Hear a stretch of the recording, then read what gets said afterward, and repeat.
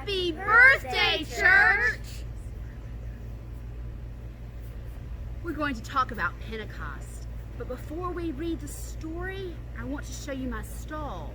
It has the symbols of the Holy Spirit, the symbols of Pentecost on it. The dove represents the Holy Spirit.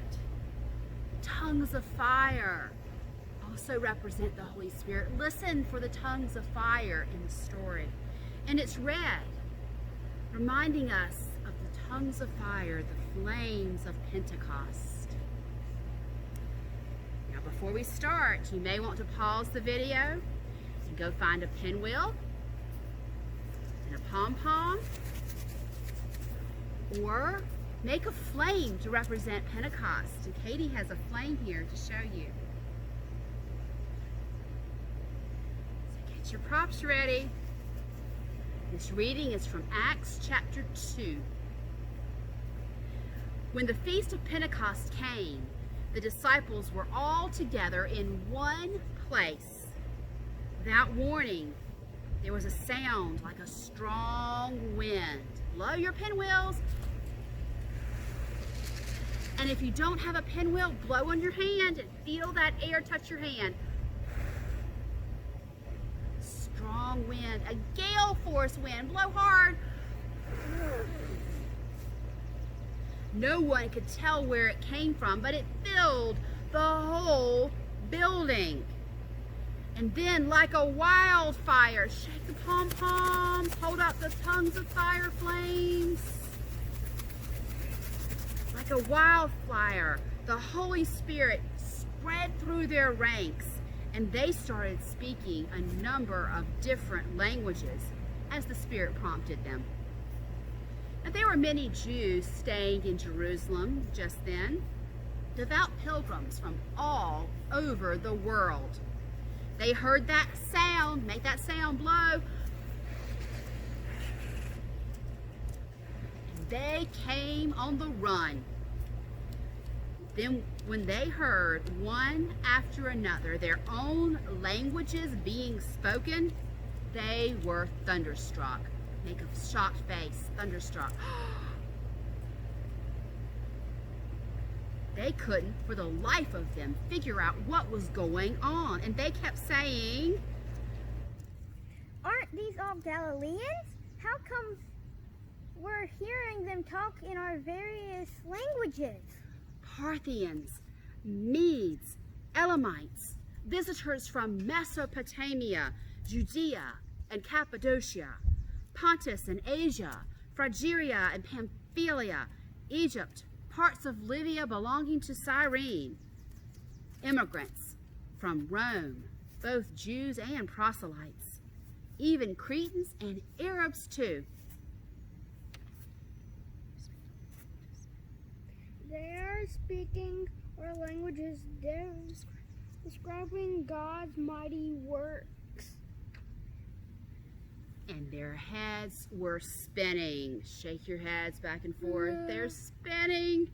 They couldn't make head, right hand, nor tail, left hand, of any of it. They talked back and forth, confused, saying, "What's going on here?" What's going on here? What's going on here? What's going on here?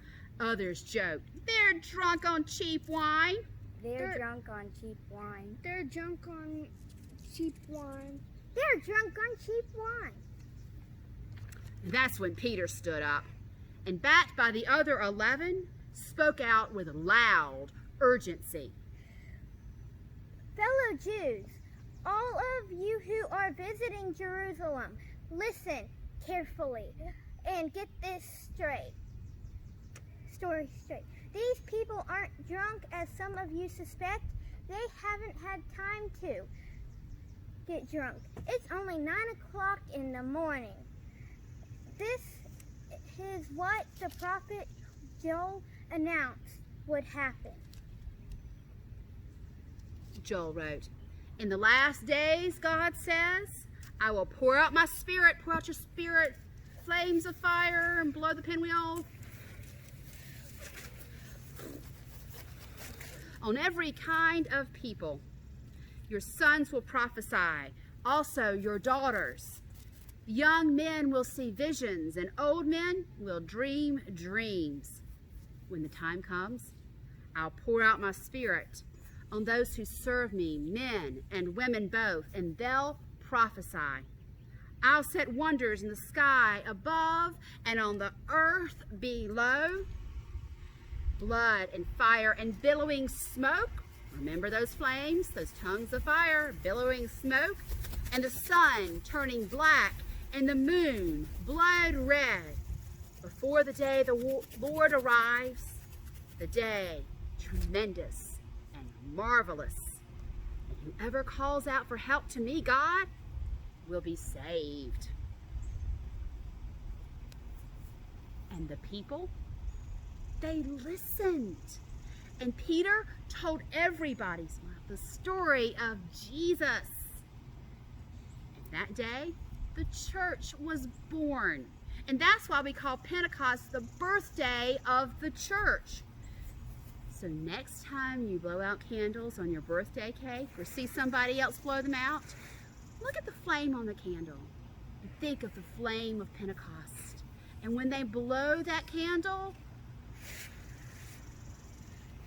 think of the wind of the Spirit sweeping through the room and the change that made. Pentecost, the birthday of the church. Happy birthday, church!